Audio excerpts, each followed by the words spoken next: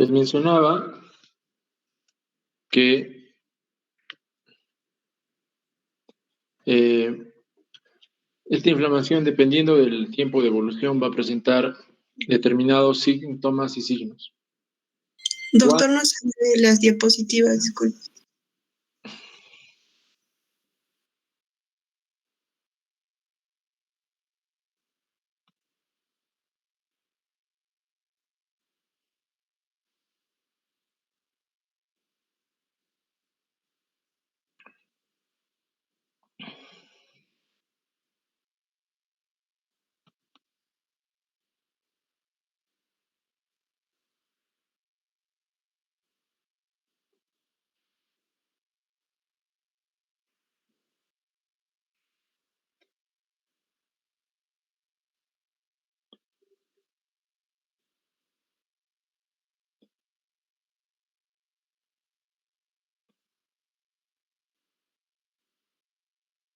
Ahora sí se ve, doctor. Ya está. Cuando el cuadro es agudo, pueden agregarse otro tipo de signos, otro tipo de hallazgos clínicos. Por ejemplo, puede haber vesículas, puede haber exudado,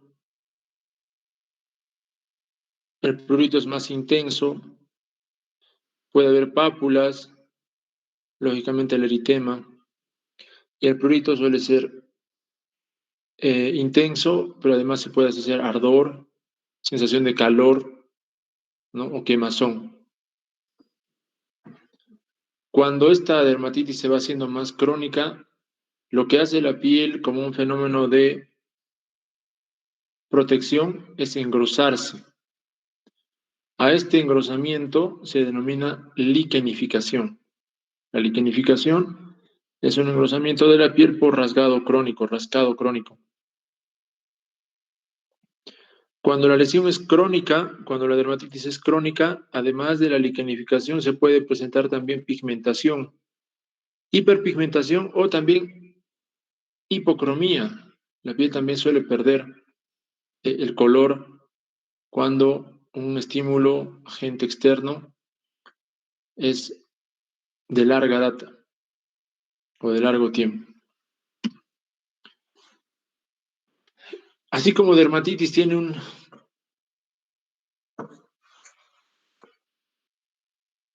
una derivación etimológica, el término eczema también tiene un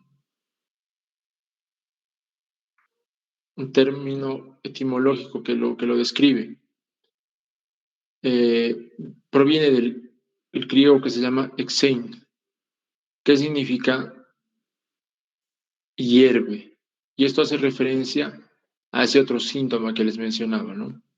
Además del prurito. Entonces, esto hace referencia, pues, como les mencionaba, a la inflamación aguda, que muchas veces puede ser exudativa o vesiculosa. Como les mencioné, la dermatitis o el eczema puede presentarse como una inflamación aguda o crónica. Y desde el punto de vista intermedio, se denomina también a un tipo de eczema subagudo. Como les mencioné, eczema y dermatitis se utilizan como sinónimos, ¿no? Entonces, esto básicamente describe una respuesta inflamatoria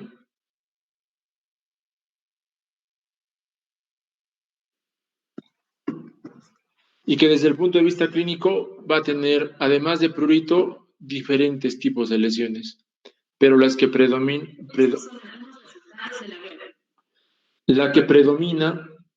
es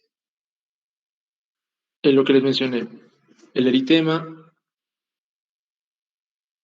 la escamación, las vesículas, en el caso de que el cuadro sea agudo, y la liquenificación en el caso que el cuadro sea crónico.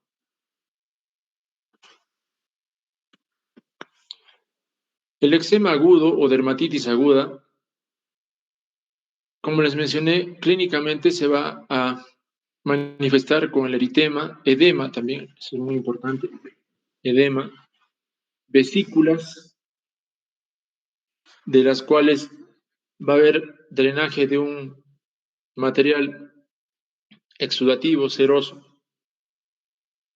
Estos, a su vez, van a producir una costra, que puede ser una costra sanguinolenta o una costra amarillenta, pareciera melicérica.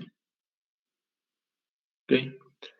El eczema crónico se va a manifestar especialmente, como les dije, cuando el cuadro es de largo tiempo, ¿no? Y va a predominar la sequedad, la liquenificación, y como les mencioné, la liquenificación corresponde al engrosamiento de los pliegues papilares asociado a fisuras y el eritema que tiende a ser violáceo, no es un eritema rojo, rosado, sino es un eritema que ya va tomando una coloración ligeramente violácea. Entonces, el concepto es general, dermatitis. Hay varios tipos de dermatitis, dependiendo de la etiología, de la epidemiología. Entonces, hoy día vamos a hablar de la dermatitis atópica. Vamos a hablar de las dermatitis por contacto, que pueden ser irritativas o alérgicas. Vamos a hablar de la dermatitis o eczema numular. También vamos a hablar el eczema o la dermatitis por sensibilización. Vamos a hablar de la dermatitis seborreica o eczema seborreico. Vamos a hablar de la dermatitis disidrótica o eczema disidrótico. Y también, finalmente, de la dermatitis neurodermatitis o líquen simple crónico. Entonces, más o menos va en ese orden de frecuencia la presentación. La dermatitis atópica es una enfermedad multifactorial crónica. ¿Ya? Dermatitis atópica.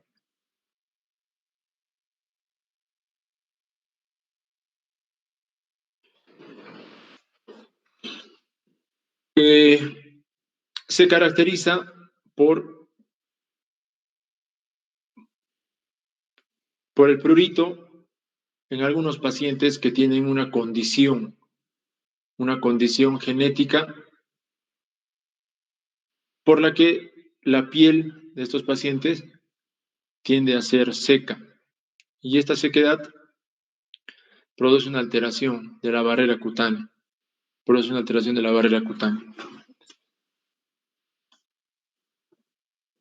La dermatitis atópica es bastante frecuente, es frecuente y más todavía en países desarrollados. Las incidencias van desde el 1 hasta el 3%. En algunos casos se habla de hasta un 10% en algunas series, pero digamos, frecuente, los estudios describen más o menos un 2% de incidencia en promedio. Hay una coexistencia con lo que se llama la tríada atópica, con el asma, la rinitis alérgica y la dermatitis.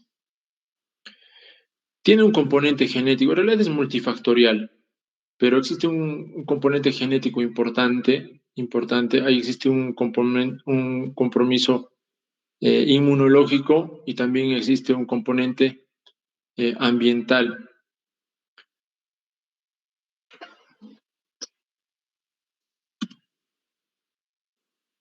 La causa, como les mencioné, no está bien descrita. La etiología multifactorial es la que actualmente se acepta como la teoría etiopatogénica. Hay algunos hallazgos que son típicos y que ya están bien descritos, por ejemplo, el aumento de la inmunoglobulina E, ¿no? También hay un aumento de interleuquinas, ¿no? Interleuquina 4, interleuquina 5. Todo este complejo inmunológico inflamatorio va a estar especialmente gobernado por los linfocitos B.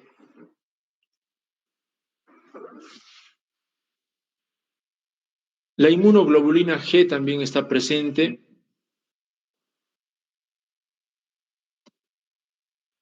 Existen algunos cambios a nivel cutáneo que van a manifestarse en la clínica. Por ejemplo, la palidez en la cara de estos pacientes es evidente. Suelen tener frialdad en los dedos de las manos. Hay lo que se llama también el dermografismo blanco, que consiste en la aparición de una zona avascular cuando producimos fricción en la piel, ¿no? Entonces, estas condiciones clínicas se explican porque existe una anomalía en la reactividad vascular, porque específicamente hay un bloqueo de la actividad beta adrenérgica y hay además un aumento en la estimulación alfa que va a disminuir el AMP cíclico, ¿no? Por consiguiente, se va a presentar este trastorno vasomotor que se manifiesta clínicamente en lo que les mencioné. Estos pacientes tienen genéticamente la piel seca, la piel es bastante seca. Y esta sequedad produce un círculo vicioso, digamos, ¿no? Hay déficit de ácidos grasos esenciales, de triglicéridos cutáneos, ¿no? Y esta disminución de los ácidos grasos y lípidos hace que haya un aumento de sustancias inflamatorias, como las prostaglandinas y los leucotrienos. En cuanto a la clínica, existen 3 formas clínicas bien claras, bien definidas. Una forma infantil o del lactante, una forma de la niñez y una forma de atopía del adulto. Cada uno tiene características propias. En algún momento se intentó establecer criterios para el diagnóstico, ¿no? Lo que se tiene claro en este caso de la dermatitis atópica es la presencia del prurito. Ese es el síntoma cardinal. Digamos que no existe dermatitis atópica sin prurito. Ese es el primer signo que debemos tener presente para hacer el diagnóstico de dermatitis atópica. La morfología es a veces, acá dice típica, pero en realidad es inespecífica muchas veces, ¿no? Lo que sí es claro es la distribución simétrica. La dermatitis atópica suele ser simétrica. En el caso de los niños, esta dermatitis atópica va a presentarse clínicamente con el clásico eritema y escama, o puede haber también vesículas, como hemos mencionado, ¿no? Como cualquier otra dermatitis, en las mejillas y en el mentón. Esa es la forma infantil o del lactante. ¿Okay? Este eritema, esta escamación, suele trasladarse a otras zonas a medida que el niño va desarrollando. Ya cuando el niño tiene 4 años, 5 años, ¿no? Las lesiones suelen extenderse a las superficies de extensión en los miembros superiores e inferiores. ¿Okay?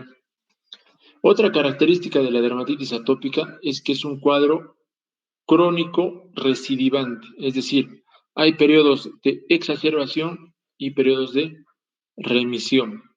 Entonces esas cosas son importantes al momento de hacer el diagnóstico.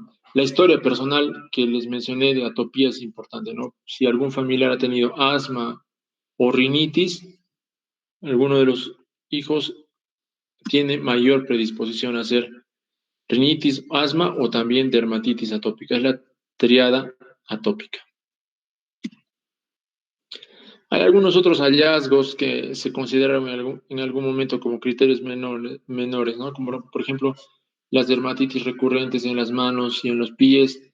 En las mujeres el eczema del pezón, que no es raro, especialmente en jóvenes, ¿no? La conjuntivitis, los pliegues de Dennis Morgan, que corresponden a un doble pliegue palpebral inferior. Los niños que tienen queratocono también tienen mayor predisposición, están asociados a la dermatitis atópica. Las ojeras, tener esas bolsas y ojeras media oscuras, también son un hallazgo frecuente en pacientes que tienen dermatitis atópica. La palidez centrofacial también es otro hallazgo en la dermatitis atópica. El picazón del cuerpo cuando un paciente suda es también un parte de la clínica en los pacientes con dermatitis atópica.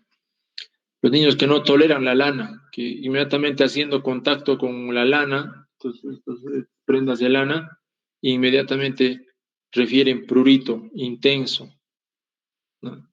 El dermografismo blanco que les había mencionado.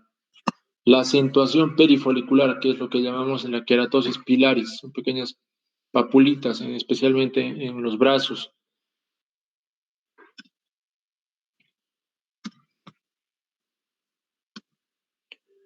Entonces, como les mencioné, en el lactante suele iniciar entre los 2 y 6 primeros meses, ¿no? Y puede durar hasta los 2 o 6 años.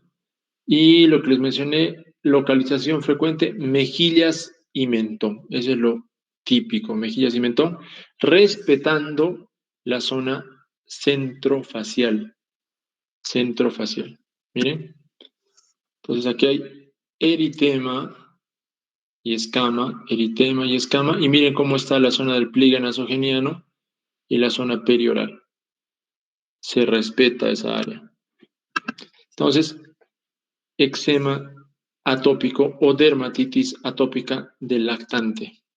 Aquí se ve más claro, miren, cachetitos rojos y piel pálida alrededor de la boca y el pliegue nasogeniano. Cuando el niño va creciendo, ese eritema y esa escama suele trasladarse a las zonas de extensión, ¿no? Las zonas de extensión. Y a medida que se va haciendo crónico, el cuadro se va presentando también nuevas manifestaciones clínicas. Y esto es lo que se denomina liquenificación, acentuación de los pliegues papilares de la piel. Aquí vemos zonas erosivas, costrosas, hay un aumento de los pliegues, hay escamación, ¿no? Pareciera inclusive que hay un poco de edema en una zona extensora, Estos hallazgos ya se van presentando en niños mayores o en adultos. También esta zona de la región cervical es frecuente con eritema y escama, y no se olviden el síntoma cardinal, el prurito. En el lactante es cara, básicamente, mejillas y mentón, y a medida que va creciendo el paciente, ese prurito, esa escamación, se va trasladando a las extremidades. De las extremidades inferiores, miren, esta zona de extensión frecuentemente afectada por la dermatitis atópica, aquí en el miembro superior y aquí en el miembro inferior. Hay algunas manifestaciones atípicas de la dermatitis atópica. No confundan atópica con atípica. ¿No? ¿Por qué se dice atópica? Porque no corresponde a dermatitis por contacto. No existe un agente desencadenante evidente. O sea, no es que la piel roza con algo, toca algo y va a presentar la reacción, a diferencia de las dermatitis irritativas por contacto. Esa es la característica de la dermatitis atópica. Existe una alteración en la barrera cutánea que suele producir inflamación. Algunas manifestaciones atípicas incluyen a la pitiriasis alba, que viene a ser esa hipocromía en región facial o en brazos, en zonas fotoexpuestas. Acrovesiculosis, que corresponde a pequeñas pápulas y vesículas en región distal. La keilitis atópica, eso es frecuente, la keilitis perioral. El eczema del pezón, la sequedad de piel, que también es denominada xerosis atópica, la queratosis folicular o también llamada queratosis pilaris, son manifestaciones, como les mencioné anteriormente, de la dermatitis atópica. Entonces, estas máculas hipocrómicas que parecen escamativas corresponden a la pitiriasis alba. Esta queratosis folicular, o también llamado queratosis pilaris o piel de gallina, es una manifestación frecuente en pacientes con dermatitis atópica. Este refuerzo del pliegue palpebral, doble refuerzo del pliegue palpebral, se llama pliegue de Denny-Morgan. ¿Okay?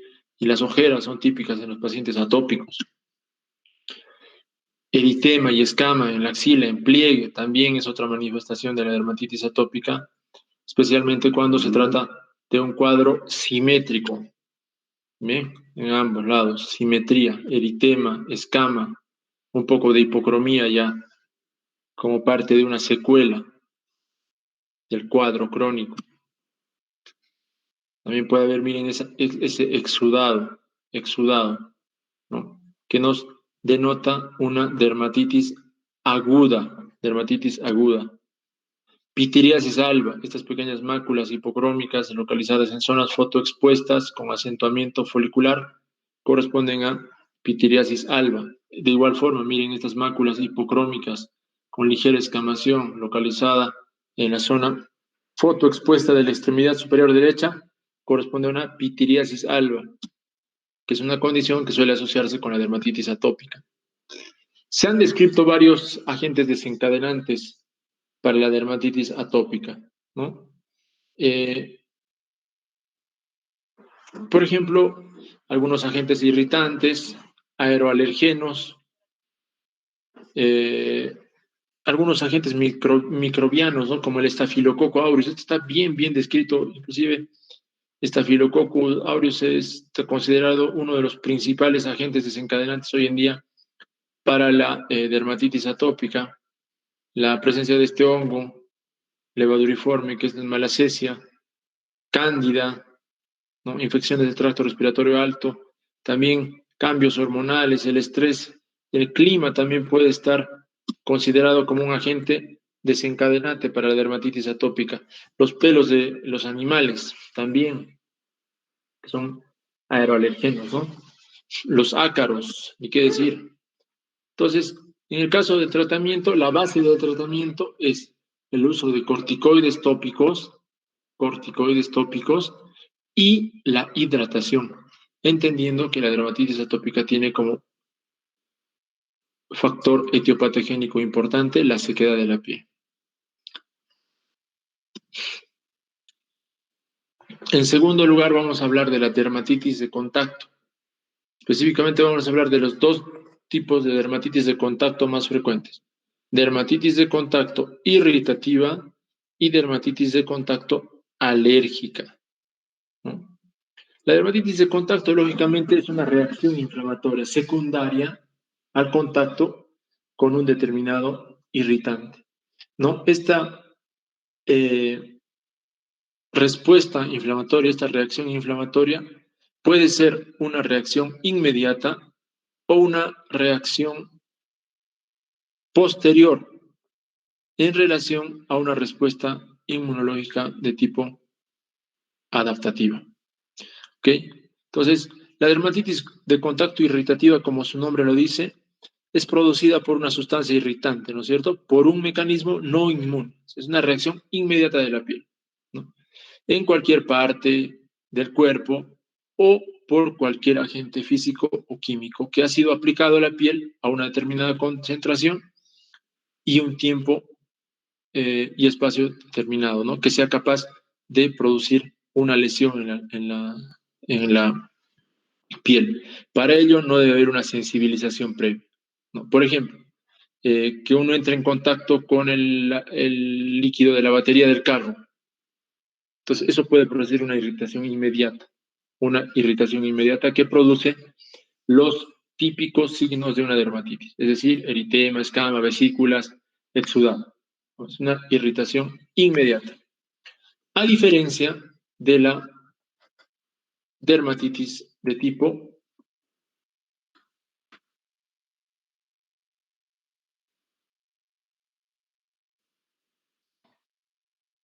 alérgica. La dermatitis por contacto de tipo alérgica es una reacción inflamatoria también, como cualquier otra dermatitis, pero que se va a desarrollar como consecuencia de la exposición de la piel a un alergeno en un paciente que previamente ha sido sensibilizado. ¿Ya? Existen una serie de alergenos que vamos a ir viendo en adelante. Entonces, dos tipos de dermatitis por contacto. Una dermatitis por contacto irritativa y una dermatitis por contacto alérgica. Entonces, en el caso de las dermatitis de contacto irritativa, estas pueden ser agudas o crónicas. Cuando el agente es muy potente, un irritante muy potente, como les he mencionado el ejemplo de la batería, del aceite, del líquido de la batería del carro, lógicamente se va a producir una dermatitis de contacto irritativa aguda, ¿no? Pero también se puede presentar esta por ejemplo es una dermatitis por contacto irritativa de un agente tópico, ¿no es cierto? Puede ser, digamos, un desodorante con alcohol muy de mala calidad. Les produce una irritación inmediata en axila, ¿no? Una irritación. En este caso hay exudado, hay eritema, entonces dermatitis por contacto irritativo. De igual forma, en el dorso de la mano, ante el contacto con un agente irritante muy intenso, se produce pápulo, vesículas y eritema. Dermatitis por contacto irritativa, aguda. También puede haber dermatitis por contacto irritativa, pero crónica, ¿no? Entonces, lógicamente, esto va a ser secundario a la exposición repetida de la piel a un determinado agente irritante, ¿no? Esto suele presentarse, por ejemplo, muy frecuentemente por efecto de los disolventes, jabones o detergentes que son demasiado alcalinos. Y hoy en día, por ejemplo, el uso del alcohol, estas sustancias desinfectantes, por contacto irritativo pueden producir una reacción de tipo crónica, de dermatitis irritativa crónica. Entonces, en este caso, ¿cuáles son las características clínicas de una dermatitis crónica? Como les hemos mencionado, la sequedad, la liquenificación, la escamación y la fisura, si se trata de zonas flexurales. Miren, pues acá cualquiera podría mencionar eritema y escama, refuerzo de los pliegues, miren el dedo. Entonces, una dermatitis por contacto irritativa crónica. Dermatitis por pañal, eritema y escama, resequedad por contacto crónico. El niño usa todos los días el pañal, irrita y se presenta esta clínica característica, eritema y escama. Como les he mencionado, la dermatitis alérgica por contacto es secundario a la exposición de la piel a un alergeno, estando el paciente previamente sensibilizado. Entonces, inicialmente esta dermatitis alérgica se va a presentar con lesiones exudativas, vesículas y costras y posteriormente puede hacer también una forma crónica con liquenificación, escamación y resequedad. Miren cómo se manifiestan las líneas típicas de las sandalias, ¿no? Típicamente. Acá hay un engrosamiento, lógicamente el paciente nos referirá prurito. De igual forma, a las sandalias ya se ha liquenificado. En este caso hay una liquenificación, hay un engrosamiento de la piel. Miren, al contacto con el reloj o con el níquel, que muchos relojes pueden tener, erosiones, pápulas, escamación. Típico esto de la correa, dermatitis por contacto alérgica crónica. Y lo que les mencionaba, ¿no? Cuando el cuadro es crónico, no vamos a encontrar solamente escama y eritema y vesícula, sino ya hay cambio de color de la piel, hay un engrosamiento. Entonces es una dermatitis alérgica por contacto crónica. El agente de los agentes irritantes, o mejor dicho, alérgicos más frecuentes, está el níquel. de este tipo de prendas, ¿no? De igual forma, los botones, a algunos pacientitos les hacen esta irritación. Pequeñas pápulas, placa eritematoescamativa. Es una dermatitis alérgica crónica. Bueno, tiene sus fases, la fase de inducción, fase de licitación. En realidad, lo importante es que conozcan la característica, la localización. Siempre cuando vean una lesión eritematoescamativa bien localizada, bien definida, hay que sospechar de una dermatitis por contacto alérgico. ¿Okay? También les mencioné lo que es el eczema numular, que puede ser de tipo agudo o crónico. Es un cuadro no muy frecuente, lo que les he mencionado anteriormente es lo más frecuente. Este eczema numular se caracteriza por tener lesiones con una morfología típica, clásica, como su nombre lo dice, numular. Suelen ser redondeadas, discoides o en moneda, ¿no? Numular. Entonces puede estar constituida por lesiones de tipo aguda o lesiones de tipo crónica. ¿Ya? No se relaciona con atopía, pero sí se suele asociar a piel seca. ¿Ya? Y especialmente se han descrito formas estacionales en las que hay mayor presencia de estos cuadros de eczema numular. Eczema numular, pareciera una moneda. Eczema numular, en este caso pareciera una psoriasis. Esta es una dermatitis por autosensibilización, ¿no? Que es una erupción aguda que aparece a distancia de un foco inflamatorio primario que a su vez ha producido un proceso de eczematización secundaria. Esta condición clínica frecuentemente se desarrolla en la dermatitis por éstasis, en los miembros inferiores, en esos pacientes que tienen insuficiencia venosa. Es lo que se llama dermatitis por éstasis. Miren, eritema, escama y lógicamente el paciente referirá prurito, pero en un paciente que tiene dilataciones varicosas e insuficiencia venosa. De igual forma, en este caso es un eczema. Miren, muchas veces, como les dije, el eczema o la dermatitis suele ser polimórfica, o sea, muchos tipos de lesiones. En este caso hay una placa, hay costra, hay escama. Entonces, no vayan a ustedes dejarse confundir, no confundir, ni impresionar, porque a veces las dermatitis suelen ser bastante floridas, pero esto es dependiendo del agente desencadenante y de la intensidad con la que se ha estado produciendo esta reacción, ¿no? Dermatitis por éstasis. Los pacientes ante el prurito suelen utilizar una serie de técnicas de apaciguar ese prurito. Entonces, secundariamente al prurito inicial suele presentarse una irritación muchas veces. La característica de los pacientes con dermatitis atópica, por ejemplo, es la resequedad. El eczema seborreico o dermatitis seborreica es otro tipo de dermatitis que es relativamente frecuente. Se localiza fundamentalmente en la cara y en el cuero cabelludo, en zonas donde se encuentran gran cantidad de glándulas sebáceas, ¿no? Existen dos formas de dermatitis seborreica que tienen que recordar. Una es la forma del lactante y la otra es la forma del adulto. Esta dermatitis seborreica no tiene una etiopatogenia bien clara. Se han descrito factores climáticos, infecciosos, emocionales, ¿no? El factor emocional está bien asociado a la dermatitis seborreica. Muy bien. Dentro de los factores etiopatogénicos infecciosos, se ha intentado asociar al Pityrosporum ovale en un 10 a 15% de pacientes, ¿no? También hay asociación de la dermatitis seborreica en pacientes infectados con el virus de la inmunodeficiencia humana, ¿no? Y también se ha asociado mucho a pacientes con trastornos neurológicos. Vemos mucho en pacientes con parálisis facial, en pacientes que han sido sometidos a tratamientos con neuroquirúrgicos. Se presenta este tipo de dermatitis seborreica, ¿no? En los niños, en los recién nacidos, en la forma de lactante, eh, depende mucho, ¿no? de la extensión para que el padre o la madre suelan consultar por el cuadro. Especialmente consulta cuando Existen cuadros extensos, especialmente en la piel cabelluda. Y en estos casos se ha asociado la dermatitis seborreica o eczema seborreico a una estimulación androgénica durante el parto.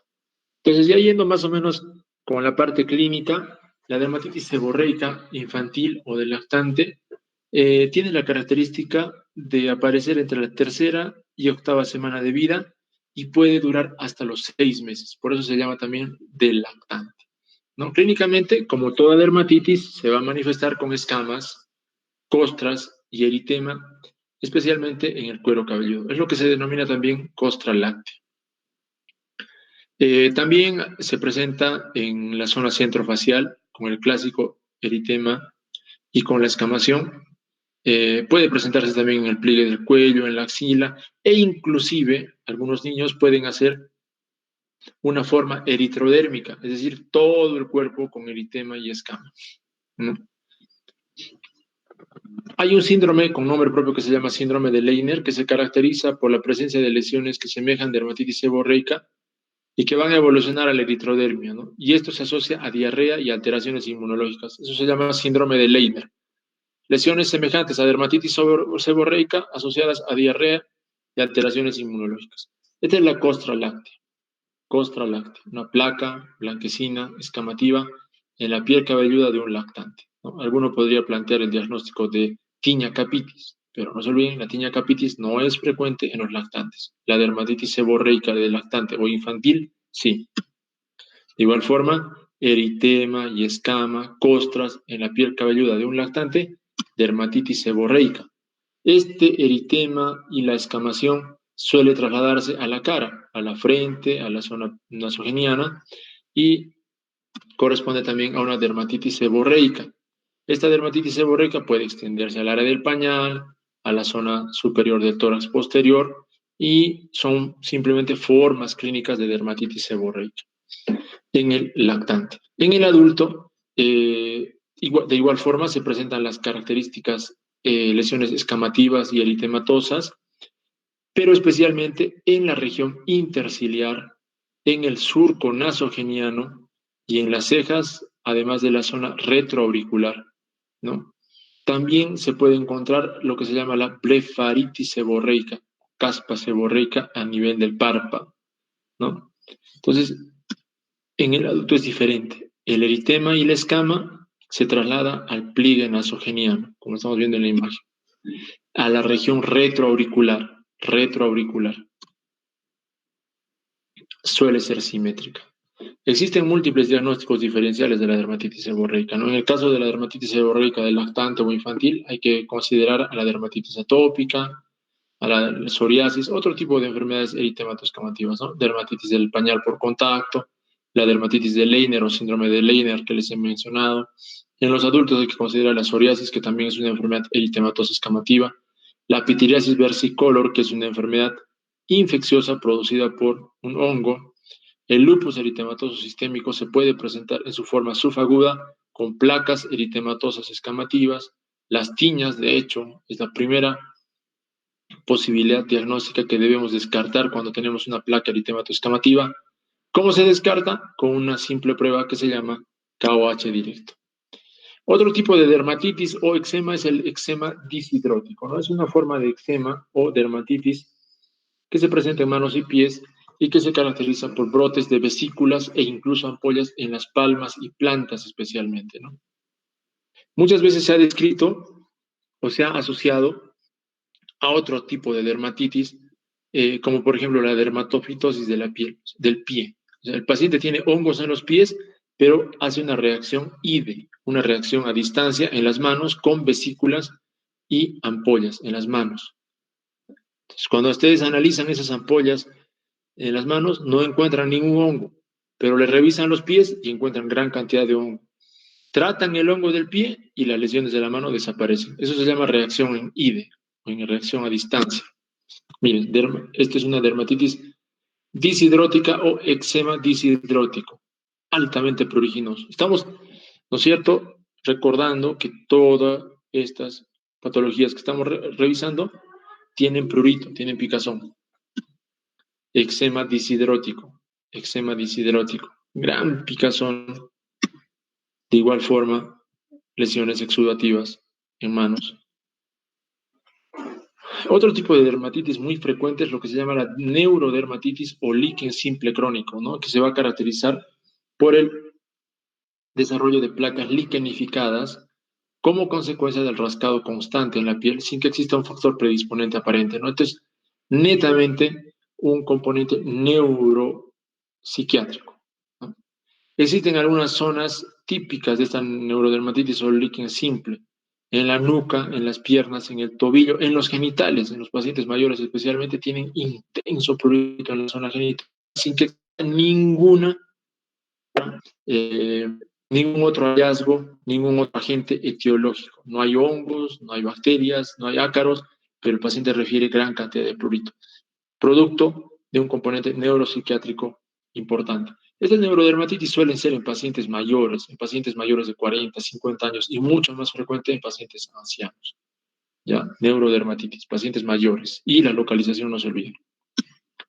Bien, neurodermatitis en los tobillos, ¿no? Cualquiera podría pensar que acá hay alguna otra patología, ¿no? Pero el prurito es excesivamente intenso en estos pacientes, ¿no? Suelen aplicarse sustancias irritantes para desviar la vía del dolor. No se olviden que para desviar la vía del prurito, activando la vía del dolor. No se olviden que el prurito tiene una vía de transmisión neurológica bien definida. Entonces, cuando ustedes interrumpen esa vía del prurito, generan la vía del dolor, esa vía se corta y se corta el prurito. Entonces, estos pacientes lo que hacen para apaciguar el prurito es aplicarse sustancias irritantes. Suelen aplicarse limón, alcohol, ¿no? Que le calma temporalmente el prurito, pero que les produce, por el contrario, irritación, ¿no? Placas, eritémato escamativas, en este caso violáceas por rascado crónico, ¿no? Esto es lo que se llama el eczema craquelé, eczema con pequeñas fisuras. Eso es por sequedad, nada más, sequedad. Bueno, y para finalizar, creo que tengo algunas imágenes por aquí. Vamos a ver.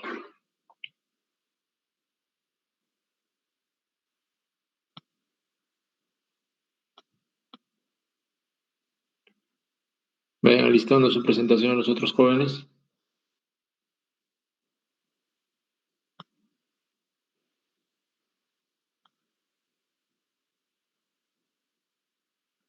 Ajá, esto es. Vamos a ver. A ver si han atendido, voy a preguntar inespecíficamente, perdón, específicamente.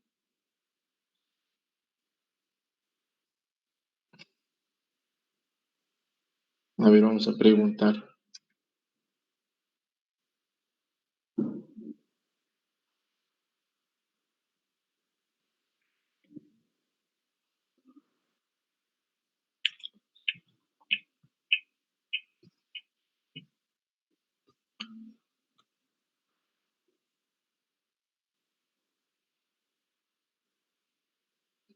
Habrán hecho su pequeño esquemita, ¿no es cierto? Esquema, un esquemita, para ver los tipos de dermatitis.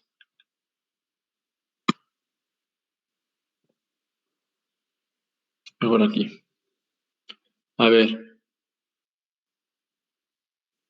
este es un niño, digamos, lactante. Bueno, lógicamente no. ¿Qué diagnóstico plantearía? A ver, Alicia Valenzuela.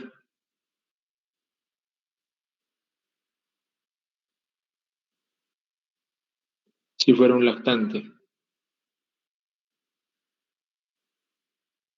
Alicia Valenzuela está presente.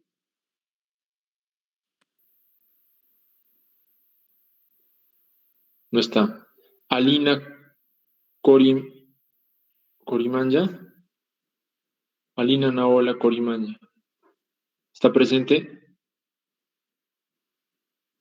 No está. A ver, Ana Gabriela. Ana Gabriela.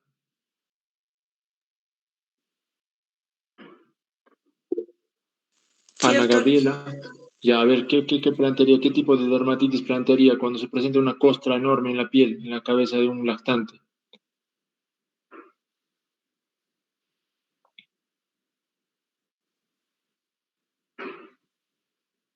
Eh, ¿Podría ser eczema seborreico?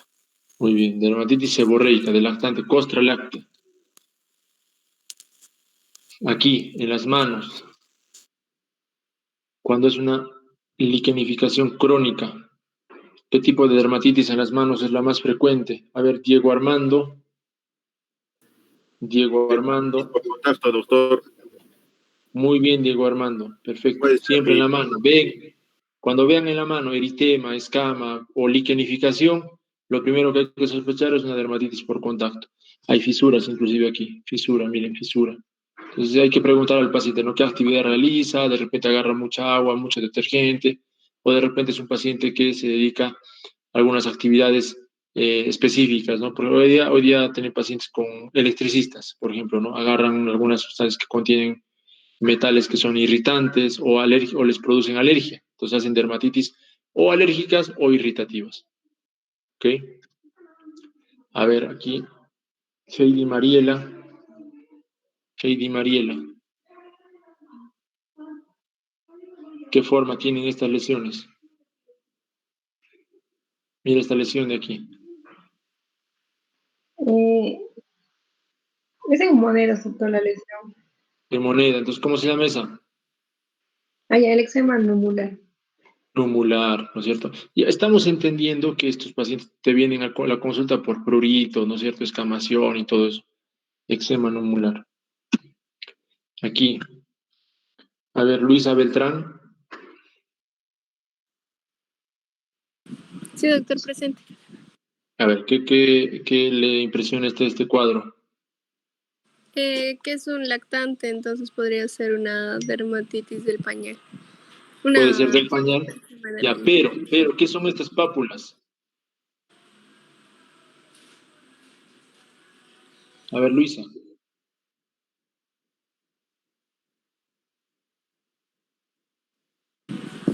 satélites, doctor. Ya, ¿y en qué cuadro se presentan las pápulas satélite?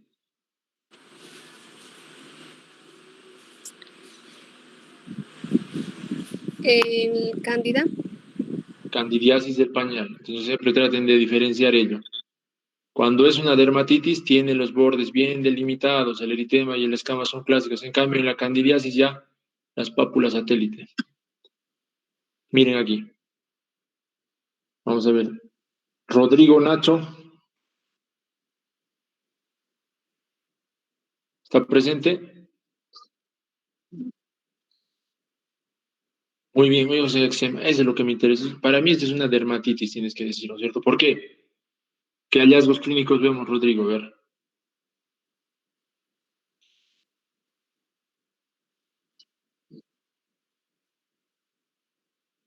Hay eritema, escama, hay fisuras y está viéndose en liquenificación inclusive. Esta dermatitis es frecuente en jovencitos y en niños que suelen morderse el labio y van hacia abajo con los dientes, ¿no? Dermatitis por contacto irritativa. Por la saliva es esto, por la saliva. Hay niños que se pasan la lengua también frecuentemente a esa edad de los 11, 12 años, suelen pasarse la lengua hacia arriba o hacia abajo y la saliva les irrita. Entonces produce una dermatitis irritativa crónica. ¿Qué tipo de dermatitis es? ¿Aguda o crónica? Ahora vamos a preguntar a Ingrid Manuela.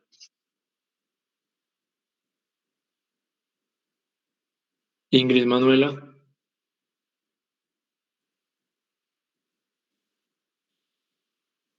¿No está presente Ingrid Manuela? Anota, delegada, estoy llamando yo. Está presente. A ver, vamos a preguntar a Melanie Vázquez. Melanie Vázquez. Melanie Vázquez. Doctor, ¿me escucha? Sí, la escucho. ¿Qué tipo de dermatitis es esta? ¿Aguda o crónica? Doctor, ¿me escucha? Escucho, estoy escuchando. Hola, hola. Doctor, ¿sería una dermatitis crónica? ¿Por qué? Por cómo se ven las lesiones. Vamos a preguntar a otra persona. A ver, Pauli Juliana, Gracias, doctor. ¿es una dermatitis aguda o crónica? Por las vesículas pensaría aguda, doctor. Por supuesto, las vesículas son una característica de la dermatitis crónica, eritema y escama y vesícula. ¿Ya? ¿Y qué forma tienen? Herpetiforme, doctor.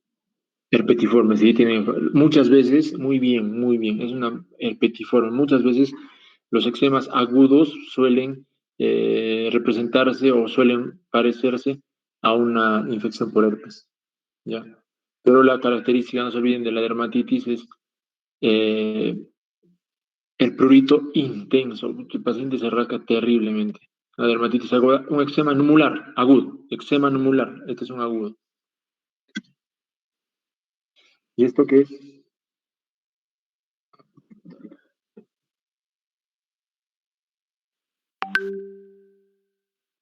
Bueno, yo soy Peña.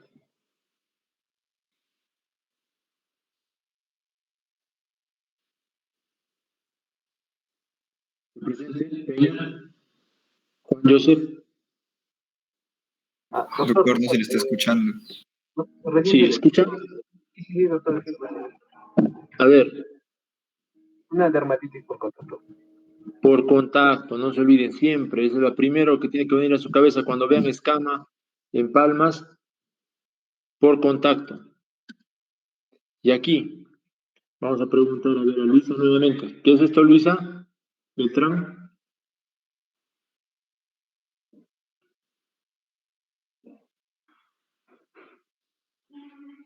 Beltrán. Sí, doctor, ¿Hay pápula satélite? no hay. No hay, entonces esto es Entonces, una esto sería un eczema de pañal. pañal. Esto, vean la diferencia. Vean la diferencia. Ya, pasamos a otro. Aquí solo vemos escama. Esto es un eczema craquelé por sequedad en los ancianos. Eczema craquelé o dermatitis serótica. Hay mucha sequedad, ¿no? Miren, es como se cuartea la piel. Entonces, esta es la región tibial de un paciente anciano.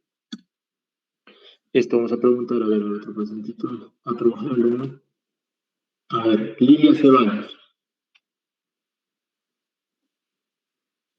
Lilia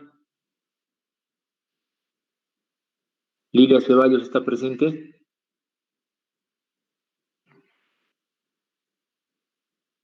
Sí, doctor. A ver.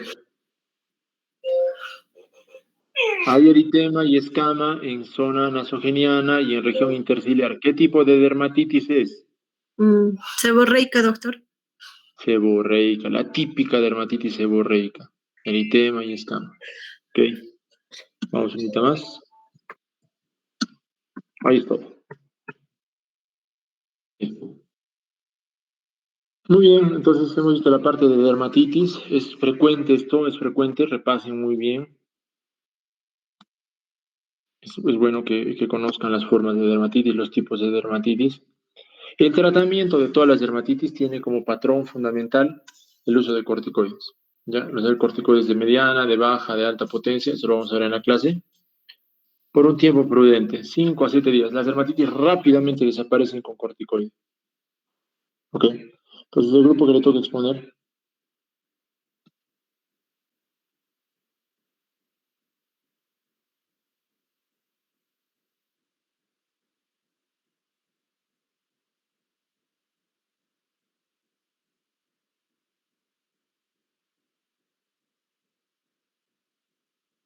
El grupo que le toca exponer, chicos.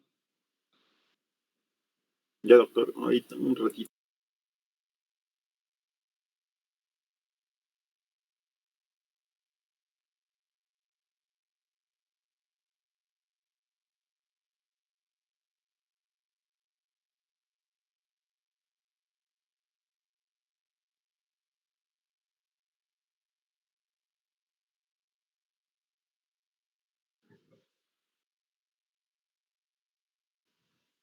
Doctor, buenas tardes. Vamos a exponer en esta oportunidad lo que son los temas de psoriasis, líquen plano y viviriasis rosada. Siguiente, por favor. Iniciando con el tema de psoriasis. Siguiente. Dentro de la epidemiología de esta patología, mantiene una prevalencia de 0.1 al 11.8%. Tanto es, bueno, es igual entre los varones y las mujeres. Tiene una edad de comienzo promedio entre los 15 y los 30 años.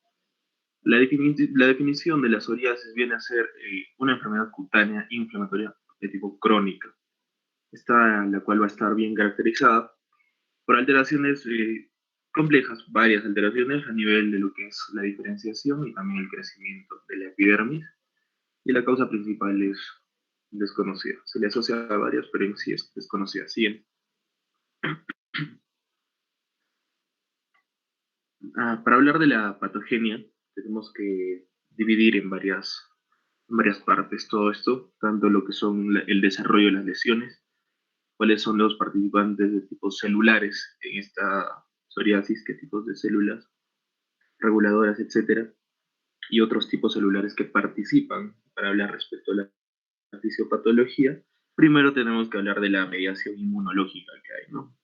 Mediante la citoquina proinflamatoria, la interleuquina 17, la cual va a llegar a regular la respuesta innata y adaptativa. Dentro de esta patogenia se va a implicar 4 mecanismos. El primer mecanismo que vamos a hablar es respecto a la hiperproliferación celular. Esta hiperproliferación por el aumento de células madre epidérmicas y la síntesis de ADN, acortando todo lo que es el ciclo celular de los queratinocitos y haciendo disminución del recambio celular epidérmico. En segundo lugar, dentro de la patogénesis encontramos la diferenciación anormal de la epidermis, de las queratinas. En tercer lugar, el infiltrado celular inflamatorio a nivel de la dermis, mediante las células dendríticas, macrófagos, linfocitos T, neutrófilos, que podemos ver en esta diapositiva que están mencionados. Y esta se va a dividir en dos fases, ¿no? Vamos a hablar respecto a la fase inicial y la placa activa, en lo que encontramos más CD4 que los CD8 no activados, y en la fase resolutiva, CD8 activados mayor en comparación a CD4, viceversa a la fase anterior. Y como último punto a tallar respecto a esta patogenia, encontramos los cambios vasculares que hay. Hay un incremento, hay una mayor expresión a nivel del factor de crecimiento endotelial vascular. Aumento del número de capilares, ¿no? Todos los clásicos. Hay una migración leucocitaria hacia la piel y esto nos puede mostrar lo que es el aspecto rojizo de las lesiones. En la diapositiva encontramos el desarrollo de las lesiones, que están en 3 tipos, tanto la lesión inicial, la lesión en desarrollo y la lesión madura, ¿no? La inicial viene a ser prácticamente lesiones maculares puntiformes, marcado edema, y también hay infiltrados celulares mononucleares a nivel de la epidermis. En la lesión en desarrollo, más o menos, hay estudios que nos han hablado de los bordes de las lesiones que son un poco más grandes, un aproximado de 0.5 a 1 centímetro. Esto va a revelar un aumento de aproximadamente el 50% en el engrosamiento epidérmico de la piel. Es aparentemente normal. Y en el caso de la lesión madura, ya vienen a estar caracterizadas por lo que son las elongaciones uniformes de las crestas interpapilares. Esto acompañado también con un adelgazamiento del epidermis que se va a superponer a las papilas dérmicas. Dentro de los participantes celulares, dentro de la psoriasis, encontramos también lo que son las células T, las células P reguladoras, las natural killer, células T natural killer, y las dendríticas, las cuales van a subclasificarse también, encontrando las de Langerhans, las dendríticas inflamatorias, dendríticas dérmicas, las plasmocitoides, y posteriormente encontramos también mastocitos, macrófagos, neutrófilos, queratinocitos, y que ya lo asociamos con la fisiopatología anterior que he mencionado, ¿no? Desde el inicio de este proceso hasta el aspecto que llega a tener las lesiones psoriáticas y el color marcado, ¿no? Por la inflamación que se está dando. Siguiente, por favor. encontramos también lo que son las moléculas de señalización a nivel de la psoriasis, ¿no? Las cuales vienen a ser las citoquinas, las quimiosinas, los eicosanoides, factores de crecimiento, proteasas, integrinas y lo que son las transducción de señales. Cada una tiene una función también dentro de la fisiopatología y la migración a nivel epidérmica antes de que comience a aparecer la lesión. Siguiente. Este es un cuadro en el cual podemos observar lo que es el desarrollo de las lesiones psoriáticas. No se puede ver, sería bueno si se amplía esa imagen, pero en esta figura vamos a mostrar lo que viene a ser la transición desde la piel normal, que es en la parte superior, desde la piel normal de la lesión completamente desarrollada. Eh, la piel viene a ser normal, ¿no? La de un individuo sano, en la imagen a la parte superior que podemos observar, la cual va a contener células de Langerhans epidérmicas, dendríticas, células T de memoria, y la piel aparentemente normal de un individuo con psoriasis tendría a ser la imagen B. ¿Por qué decimos aparentemente normal? Ya que está manifestando una leve curvatura. Esta curvatura que podemos observar, que está en unas tipo rayitas rojas, y también la presencia ya de la dilatación capilar. También existe el aumento ligero aumento, ¿no? A nivel de número de células mononucleares dérmicas y también las células mastoideas. Y en sí, por lo general, esto va a estar presente, un leve incremento a nivel de lo que es el espesor de la epidermis. Si hablamos, por ejemplo, en lo que es la psoriasis en placas crónica, la intensidad ya de estas alteraciones va a depender también de la distancia de la lesión que ya estaba establecida.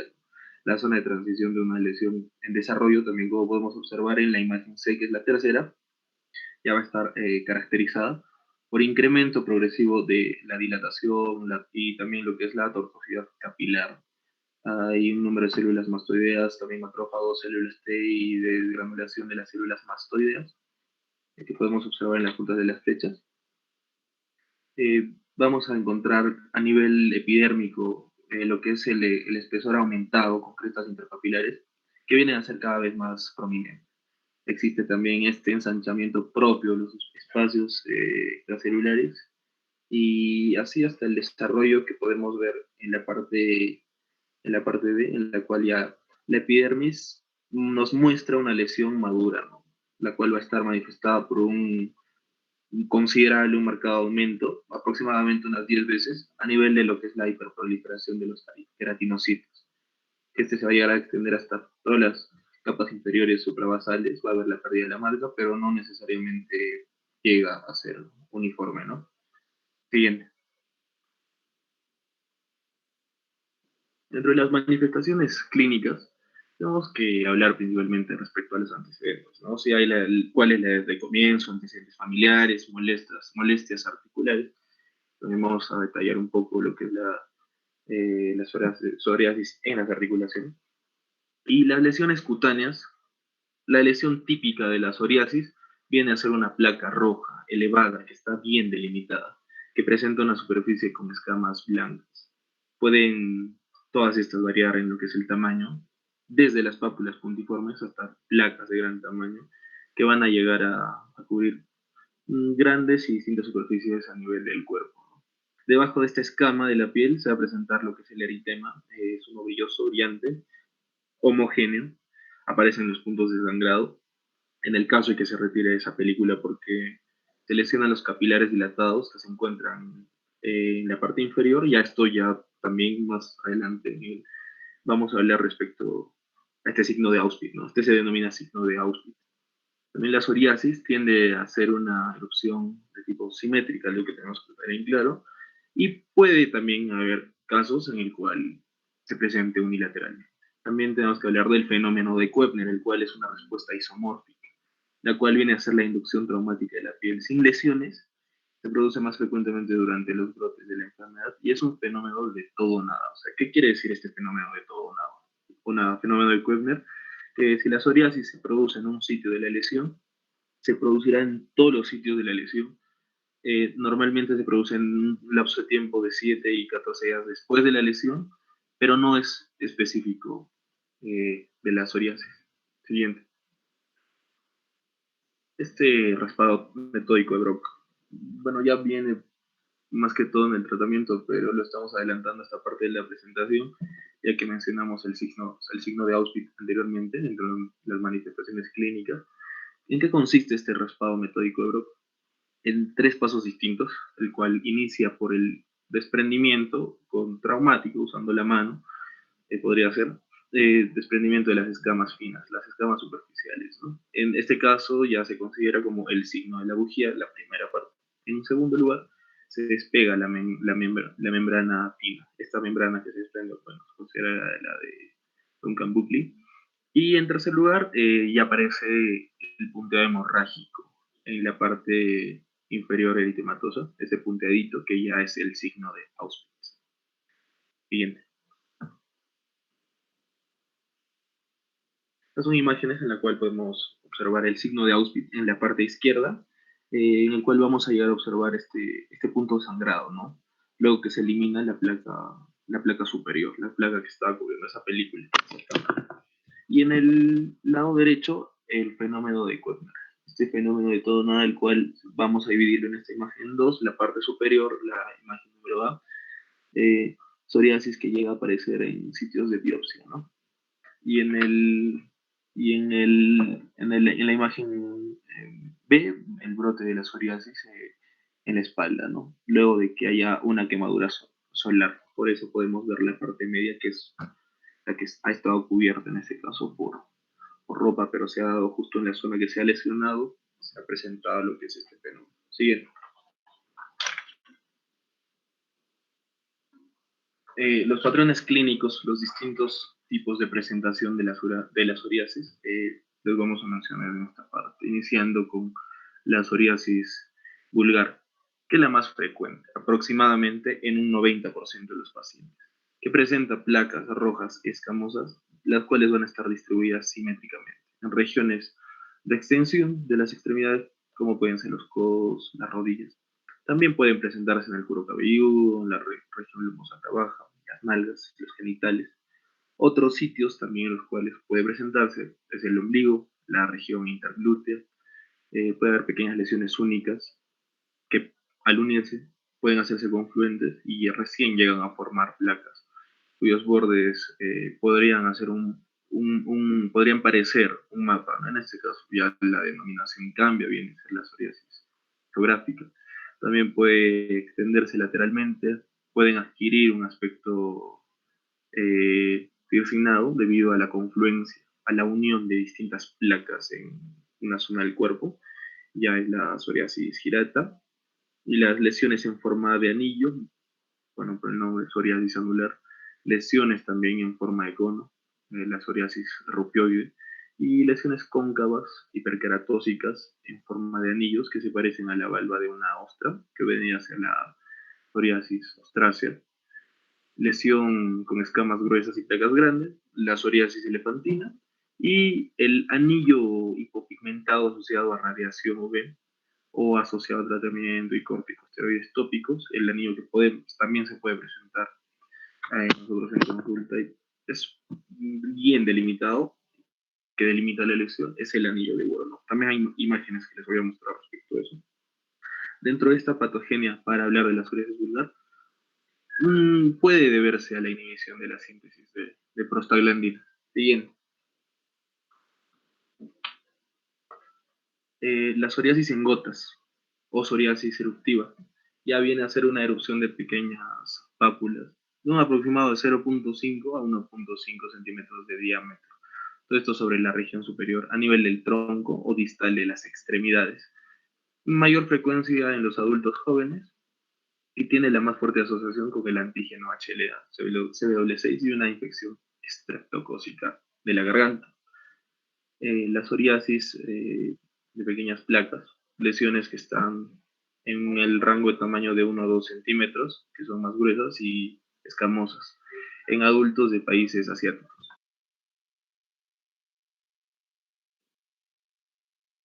La psoriasis invertida, que es a nivel de axilas, región genitocrural, cuello, hay pocas o incluso ninguna, pero hablando de escamas. Las lesiones nos llegan a mostrar un eritema brillante, nítidamente delimitado. También la psoriasis eritrodérmica, que es una forma, pero ya generalizada de la enfermedad, que va a llegar a afectar todo el cuerpo. Este eritema es la característica prominente de esta psoriasis, de este tipo de psoriasis, que se va a observar escamas superficiales. Estos pacientes van a poder presentar escalofríos, sintomatología general, ¿no? Los escalofríos y hipertermia en países cálidos, edema de extremidades inferiores, insuficiencia cardíaca como complicaciones, problemas hepáticos, renales, y se puede presentar de dos formas. La primera, que viene a ser en placas crónicas, que puede llegar a complicarse, empeorar, y puede comprometer la mayor parte o incluso hasta toda la superficie de la piel. Y en segundo lugar, puede presentarse súbitamente por un probable tratamiento externo que no ha sido tolerado por el paciente. Esta ya viene a ser una reacción de Koepner, pero generalizada. Siguiente.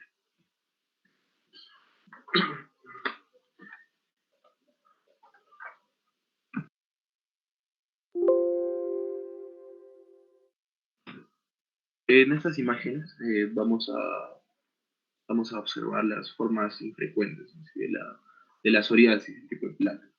La imagen A, superiormente izquierda, podemos observar la psoriasis anular en el flanco. La B, que está a la derecha, es una psoriasis rupioide, en este caso en un lactante. Podemos llegar a observar estas lesiones en forma de cono. La imagen inferior izquierda ya viene a ser un paciente psoriático el cual está realizando la terapia modificada de Bockerman, que viene a ser la luz ultravioleta B, alquitrán de hulla y esteroides tópicos, y que está mostrando esta delimitación, y ven ese borde bien marcado que son los anillos de Voronov. Y la imagen de la derecha, donde vemos los miembros inferiores, que viene a ser una psoriasis elefantina de las extremidades inferiores. Y hay un compromiso a nivel de la uña de los dedos, de los pies también incluso. Siguiente. Acá encontramos lo que es la psoriasis en gotas, ¿no?, el cual está comprometiendo el muslo, es la imagen número A. También gotas en la imagen del costado, la número B, la letra B, y el dorso, tanto las dos imágenes inferiores. Este paciente posteriormente llegó a desarrollar lo que son las psoriasis en placas crónicas. Siguiente. Encontramos la psoriasis interactiva. Podemos observar estas placas brillantes de color rojizo, bien delimitadas. Esto es en la imagen de la izquierda. Y en la imagen de la derecha vemos ya al paciente que presenta atrofia, presenta púrpura a nivel de la región superior e interna del brazo. Todo esto viene a ser secundario a tratamiento con corticosteroides tópicos, que todavía no han sido tolerados. Siguiente. Esta es la eritrodérmica, la psoriasis eritrodérmica. Este paciente ya ha presentado una psoriasis en placas crónica, la cual ha llegado a progresar hasta un compromiso prácticamente, podría ser a un 95% de la piel, ¿no? Podemos observar. El paciente desarrolla rápidamente ese compromiso y viene a consulta refiriendo fatiga, debilidad. Podemos observar en ambas imágenes estas islas de la piel no afectadas, pero que son pequeñas en comparación al compromiso casi total que está presentando. Bien. Continuamos con los tipos clínicos o presentaciones de la psoriasis, y con variantes clínicas, en este caso la psoriasis pustulosa.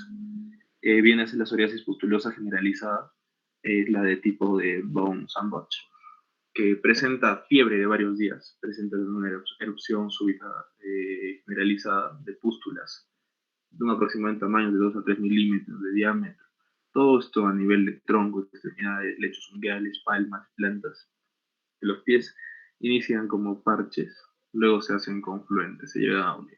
Estas pueden llegar a evolucionar a lo que es la eritrodermia, ¿no? Las infecciones, el tratamiento tópico irritante y la suspensión de corticosteroides pueden ser desencadenantes para este tipo de psoriasis pustulosa generalizada. La siguiente es la psoriasis pustulosa anular, la cual es Infrecuente, pero la mencionamos acá. Se parece mucho a la herpetiforme, que vienen a ser pústulas sobre un eritema con un aspecto de anillo. La herpetiforme podemos hablar de la clínica similar. En cuarto lugar, la psoriasis pustulosa localizada, la sebosoriasis. Es la primera división de esta.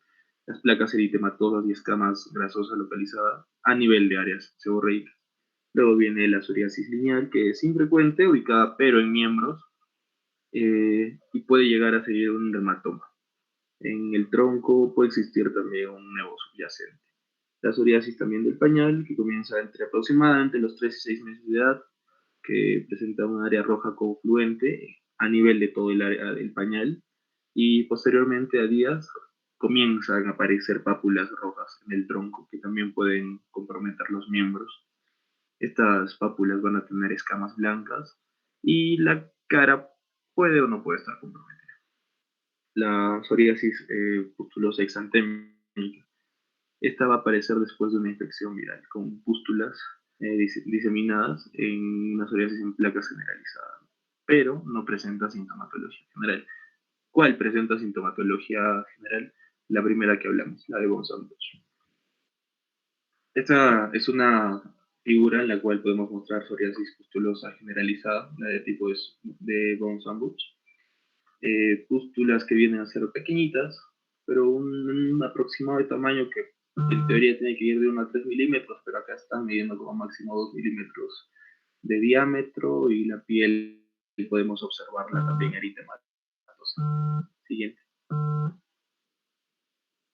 Esta es una psoriasis pustulosa. Podemos ver esos puntitos blancos, ¿no? En la imagen inferior, incluso ya que está con el aumento, porque la misma que la imagen de arriba, podemos encontrar este cúmulo de pústulas. Siguiente. ¿Cuáles vienen a ser los hallazgos físicos relacionados?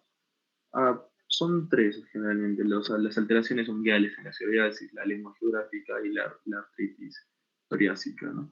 Dentro de las alteraciones unguiales en esta patología podemos encontrar, bueno, dividiendo, ¿no?, el segmento unguial comprometido.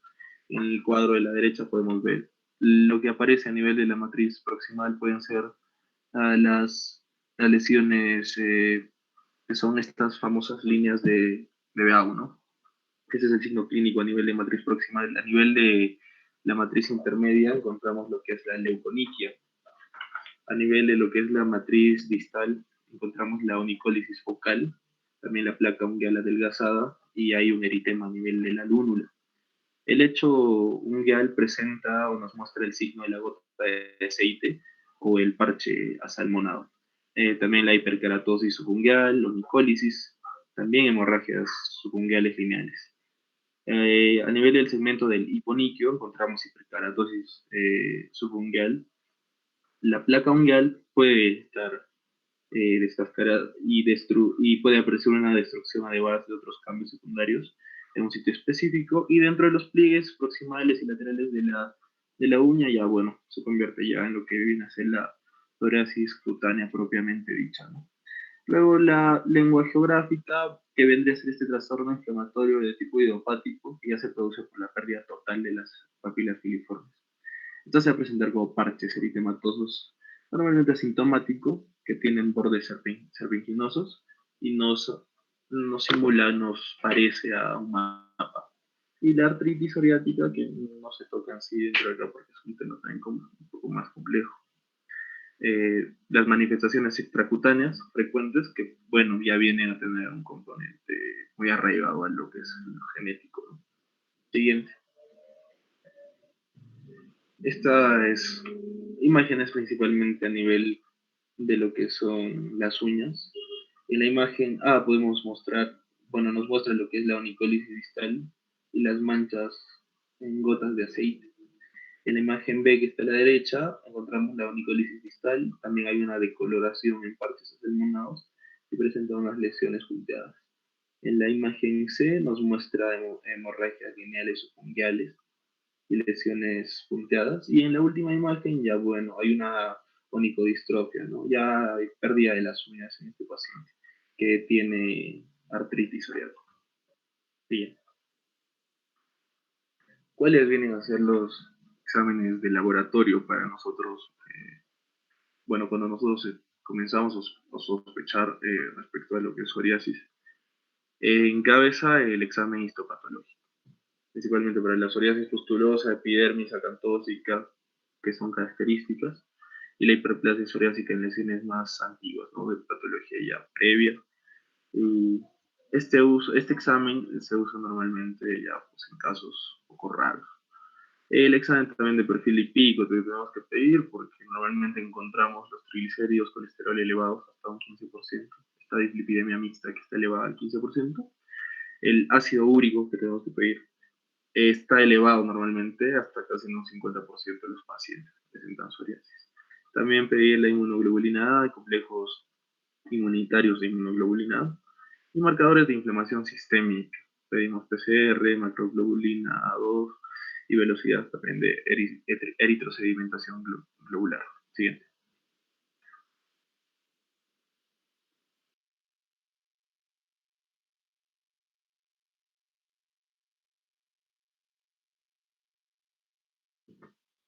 Esta es una imagen histopatológica en la cual encontramos la parte de la epidermis, tanto que es distante no comprometida y la comprometida, el centro de la placa, los bordes activos.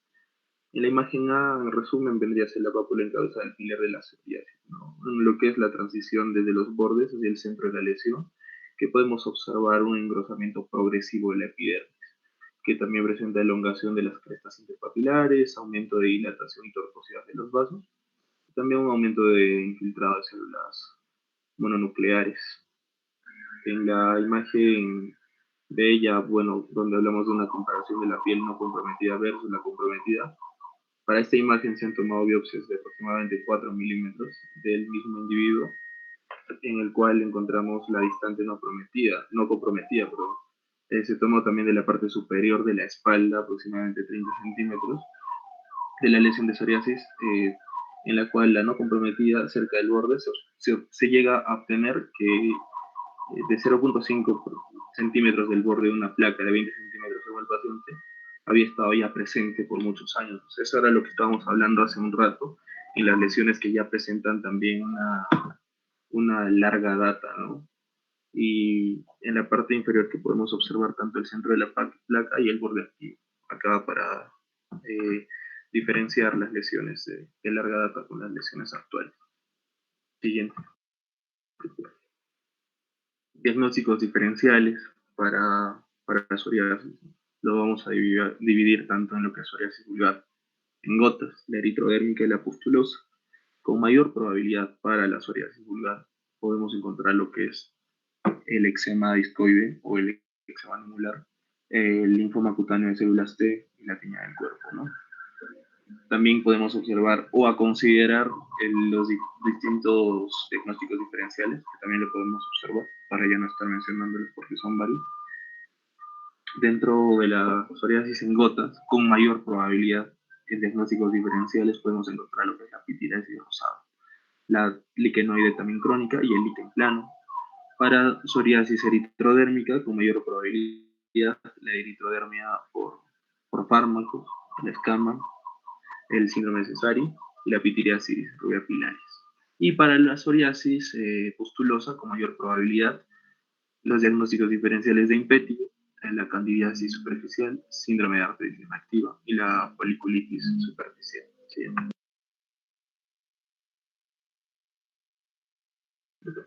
Dentro de las complicaciones que encontramos según la bibliografía que hemos usado, nos mencionaba el infarto de miocardio que podía haber en estos pacientes con psoriasis. Y las otras tres que mencionamos, tanto dificultad psicosocial, estrés psicológico y prevalencia de ideación suicida, que está relacionado más que todo por el lado estético, ¿no? Ya que la psoriasis tiene un aspecto traumático, ¿no? Y para el paciente le afecta a nivel psicológico. Bien.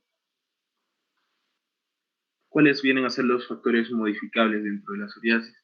La obesidad, que cuando ya hay un compromiso mayor al 20% de la superficie corporal. El tabaquismo, el consumo de más de 20 cigarrillos por día, ¿no? Todo esto relacionado con este gen. las infecciones, en este caso, las que encabezan la estreptocócica a nivel de garganta y la del HIV, y fármacos relacionados, antipalúdicos, betabloqueantes, litio, AINES, etc. Siguiente. El inicio del tratamiento lo encabezamos con los tratamientos tópicos.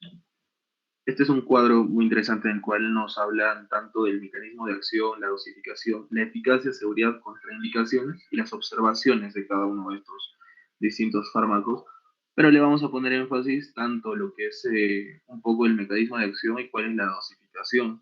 Encontramos un grupo de 4 distintos tratamientos, hablando tópicamente. El primero viene a ser los esteroides, los corticosteroides tópicos, como mecanismo de acción que vienen a unirse a los receptores de los glucocorticoides, ¿no? Estos inhibiendo la transcripción de muchos o diferentes genes dependientes, también incluidos a la interleuquina 1 y al factor de necrosis tumoral alfa. La dosificación en el uso de estos esteroides se va a aplicar en las áreas afectadas 2 veces al día durante 2 a 4 semanas y luego de forma intermitente. La bibliografía recomienda los fines de semana, ¿no? Los análogos de la vitamina D que vienen a unirse a receptores de la vitamina y estos van a llegar a influir en la expresión de varios genes. Todo esto promoviendo la diferenciación de los queratinocitos. Es el mecanismo de acción, en este caso, de los análogos de la vitamina D. Si hablamos de la dosificación, específicamente para el calcipotrieno, al 0.005% en áreas afectadas, 2 veces por día. Se va a llegar a usar normalmente alternados con lo que son esteroides tópicos, o sea, estos análogos de la vitamina D, por ejemplo, los días hábiles de semana, de lunes a viernes, y los esteroides tópicos podríamos usar los sábados y domingos. El tazaroteno, dentro de su mecanismo de acción metabolizado ácido tazaroténico, ¿no?, que viene a ser su metabolito activo, se va a unir con receptores del ácido retinoico. Va a llegar a normalizar la diferenciación epidérmica y exhibe un potente efecto antiproliferativo y disminuye la proliferación epidérmica. Y dentro de la dosis la vamos a encontrar en las presentaciones como cremas y geles, ¿no?, tanto al 0.05% y al 0.1%, y de aplicación nocturna todas las noches sobre las áreas afectadas. Y en último lugar, los inhibidores de la calcineurina, que como mecanismo de acción tienen la unión a la proteína FKBP, también la FK506, y que va a llegar a inhibir la calcineurina, disminuyendo la activación del factor de transcripción, con una disminución resultante en la transcripción a nivel de las citoquinas, incluyendo también la interleuquina 2. Dentro de la dosificación, la aplicación sobre las áreas afectadas 2 veces por día. ¿Sí? La fototerapia en el paciente psoriático se divide en la UVB de banda estrecha, UVB de banda ancha, el soraleno, la luz UVA y el láser exímero. ¿Cuál viene a ser la dosificación de la UVB de banda estrecha? El tratamiento inicial más o menos es de 3 a 5 tratamientos semanales. Tenemos que lubricar antes de nosotros hacer este tratamiento. Es dependiendo, ¿no?, en este caso, la evaluación dividida por cada paciente que tenemos que hacer cuando llegue para nosotros ver si está contraindicado esta UVB de banda ancha en el paciente o no. En el caso de la banda ancha, también el tratamiento inicial con frecuencia un 75%, avanzar el tratamiento por lo menos un 10%. El uso del soraleno y la UVA se recomienda una dosis basada en lo que es la dosis fototóxica mínima, ¿no? Y en este caso la dosis fototóxica mínima no es practicable, se va a llegar a utilizar un régimen basado en el tipo de piel, usando las dosis de 0.5 a 2 joules por centímetro cúbico. Todo esto también variante del tipo de piel. Y el láser dexímero hasta 6 veces lo que es la dosis mínima del eritema, 2 veces por semana. Siguiente. Pero normalmente estos tratamientos son combinados. Al final voy a mostrar un algoritmo terapéutico y cómo se podría llevar. El tratamiento sistémico, ahora vamos a hablar de la psoriasis. Este se divide, por ejemplo, en el caso de la ciclosporina, metotrexato, aciterefina y ésteres del ácido fumarámico, ¿no? Dentro de la ciclosporina, vamos a hablar, para ganar un poco de tiempo, solo de la dosificación. Es un protocolo de alta dosis, que es de 5 miligramos por kilogramo de peso por día. Luego se tiene que disminuir paulatinamente. Y en el protocolo de dosis baja es de 2.5 miligramos por kilogramo por día, luego ir aumentando cada 2 a 4 semanas hasta nosotros llegar a obtener un 5 miligramos por kilogramo por día.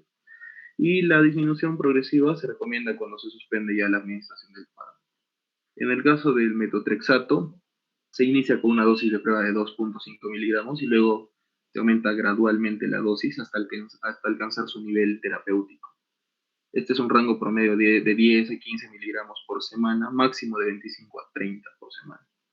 Luego la acitretina, que iniciamos de 25 a 50 miligramos diarios y aumenta progresivamente, dependiendo, ¿no?, cómo esté la respuesta. Y en el caso de los ésteres de ácido fumárico,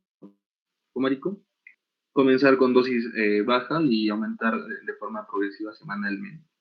Luego de que se llegue a alcanzar esta respuesta, se debe ajustar las dosis por paciente y tener en cuenta la dosis máxima de 1 a 2 gramos por día. Luego hablamos de la hidroxiuria, la 6-tioguanina, el micofelonato de mofetilo y la sulfasalacina. En el caso de la hidroxiuria, como dosificación de 500 miligramos por día y aumentado hasta 1 o 1.5 gramos por día, de acuerdo a la respuesta y la tolerancia del paciente. La 6-tioguanina, como dosis de inicio de 80 miligramos, 2 veces por semana, incrementando de 20 miligramos más o menos entre 2 a 4 semanas, y llegar más o menos hasta una dosis máxima, que podría ser a 160 miligramos, 3 veces por semana. El micofenolato de mofetilo, la dosis se va a iniciar muchas veces 500 a 700 miligramos 2 veces por día y luego se incrementan de 1 a 1.5 2 veces por día. Y el uso de la sulfasalacina como dosis inicial de 500 miligramos 3 veces por día. En el caso de que venga a ser tolerada esta sulfasalacina, luego de 3 días se aumenta la dosis de 1 gramo 3 veces por día. Y si luego de 6 semanas está todavía tolerado, se incrementa la dosis a 1 gramo 4 veces por día. Siguiente. Tratamientos biológicos de la psoriasis. Dentro de estos tratamientos usamos 5 fármacos, el cual viene a ser el Alefacept, Efalizumab, el Etanercept, Infliximab y el Adalimumab. También el Alefacept con dosificación de 15 miligramos intramuscular una vez por semana, el Efalizumab inyecciones subcutáneas, tenemos que tener un acondicionamiento de 0.5 miligramos por kilogramo de peso y un mantenimiento de 1 miligramo por kilogramo semanal. El Etanercept en inyecciones subcutáneas, en presentación subcutánea, 25 a 50 miligramos 2 veces por semana. El Infliximab por infusiones intravenosas durante 2 horas, de 5 a 10 miligramos por kilogramo a la semana 0.2 y 6. Y el Adalimumab por inyecciones también subcutáneas de 40 miligramos cada semana de por medio. El siguiente. Este es un algoritmo de tratamiento, algoritmo terapéutico que tenemos que tener en cuenta dentro también de las siguientes y tener en cuenta también las combinaciones que nos muestra para nosotros realizar a nuestro paciente que tiene ya una psoriasis. Y depende, y como podemos observar, este se divide tanto si el paciente está presentando psoriasis en placas crónicas, psoriasis en gotas o psoriasis eritrodérmica, ¿no? O sea, primero hay el ingreso clínico y si hay un diagnóstico que no es obvio, se le realiza la biopsia. En el caso de que sea negativa, bueno, tenemos que buscar diagnósticos diferenciales. Y en el caso de que sea psoriasis, ya lo dividimos en las que mencioné anteriormente. Y también vamos a hablar si es grave, moderada o leve. Si es grave, si tiene más del 30% de la superficie corporal implicada, moderada mayor al 10% y leve cuando es menor al 10% de la superficie corporal. Bueno, iniciando el tratamiento por lo que es leve, de cajón, de frente, tratamiento tópico de primera línea, ¿no? Usando principalmente los análogos de la vitamina D, glucocorticoides, emolientes. En segunda línea, por ejemplo, podemos hablar del tazaroteno, del alquitrán. Y podríamos también usar lo que es la fototerapia. La de primera línea, la de UVB, tanto la banda ancha. La segunda línea también la UVA, láser de exímero. En el caso de que sea una psoriasis en placas crónicas, por ejemplo, ya moderada, el tratamiento varía tanto de los tratamientos tópicos, tanto primera, segunda línea, fototerapia, modificación, ¿no? Según Wekeman, y podríamos también tener en cuenta ya el uso de los tratamientos sistémicos, que ya hemos mencionado anteriormente, y en el caso de las graves, bueno, podemos usar todo este algoritmo terapéutico, en el caso de que cubra la psoriasis mayor al 30% de la superficie corporal. Siguiente. En estos recuadros, en resumen, tanto para el tratamiento de las mujeres con posibilidad de quedar embarazadas y durante el embarazo, tenemos que tener en cuenta que se tienen que usar, obviamente, estos fármacos con un cuidado muy especial. En el caso de mujeres, por ejemplo, con edad fértil o que quieren quedarse embarazadas, ¿no? El uso del metotrexato, retinoides orales se tienen que evitar en este caso. También en casos seleccionados, en lugar de usar la acitretina, puede ser mejor la isotretinoína, ¿no? Ya que la vida media es más corta. Tener en cuenta el metotrexato también es fetotóxico y es abortivo. Y los retinoides son potentes también teratotoxinas. En este caso hablamos ya de contraindicación. En el caso de que sea necesario, también el uso de emolientes y otros tópicos asociados a fototerapia con luz ultravioleta B.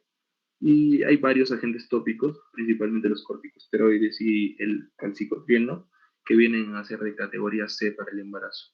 Se tiene que tener también cuidado con estos. También los agentes biológicos que están normalmente dentro de la categoría B se usan en el embarazo. La ciclosporina A también podría tenerse en cuenta, ya que está dentro de categoría C y no es teratogénico. Y el soraleno sistémico y la luz ultravioleta, que normalmente, bueno, ocasionalmente se ha usado en casos seleccionados. Y en el caso del tratamiento de los niños, representan una gran fracción de los pacientes psoriáticos, este grupo, ya que la enfermedad se presenta con frecuencia durante la niñez y la adolescencia. Y también como los adultos, el tratamiento de primera línea, ¿no? Los tópicos, muchas veces que los vamos a llegar a asociar con la luz ultravioleta B. Y en el caso de que ya tienen nivel o riesgo carcinogénico, ya por esta exposición al uso a largo plazo, el soraleno y la luz ultravioleta A están contraindicados en estos niños.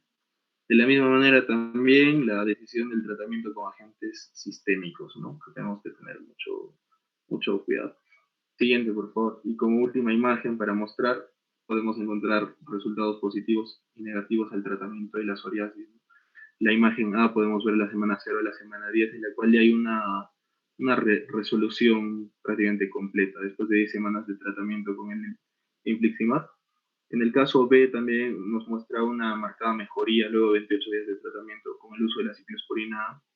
Y en el panel C muestra la marcada reducción en lo que es la distrofia ungueal. Pero la última imagen, la D, ya es una severa atrofia, la cual presenta también estrías por distensión, ya que este paciente ha tenido años de tratamiento con cremas esteroideas tópicas potentes y bueno, no ha sido tolerado de forma óptima.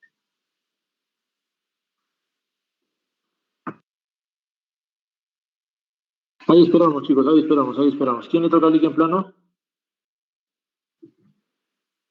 Doctor, a mi compañero Jordi está teniendo problemas con el internet para conectarse. Ya, no, ahí paramos entonces.